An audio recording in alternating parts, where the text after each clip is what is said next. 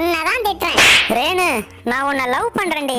என்ன குட்டி குமாரே, பொம்பளை சொகு ஏதுடா உனக்கு பொம்பளை சொகு? ரேணு, என்னைக்கு உன்னை பாவக்காய் தோப்புல பார்த்தனோ அப்பவே என் மனசை பறி கொடுத்துட்டேன்டி. என்ன குமாரே, கவிதையா பேசுற?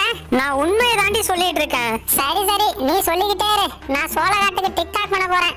ஏண்டா, அவ தான் டிக்டாக் பைத்தியம், அவ பின்னாடி எதுக்குடா அலையிற? ஓனர, அவ டிக்டாக் பைத்தியம், எனக்கு அவ மேல பைத்தியம். கேட்டது ஏன் தப்புதான்டா, நான் கிளம்புறேன். ஐயோ, எங்கேயா போற? அவளை கரெக்ட் பண்ணி கொடுத்துட்டு போயா.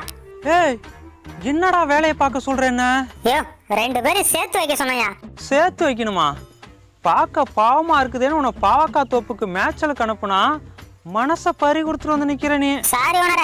அப்படியே நடிக்காதடா, என்ன நடக்குதுன்னு பொறுத்து இருந்து பாப்போம். டேய், வாங்க டிக்டாக் ரேணு வந்துட்டா. இனி ரோட்ல போற மாடெல்லாம் கூப்பிட்டு வீடியோ எடுத்து போடுவாளே. என்னம்மா ரேணு, மேக்கப்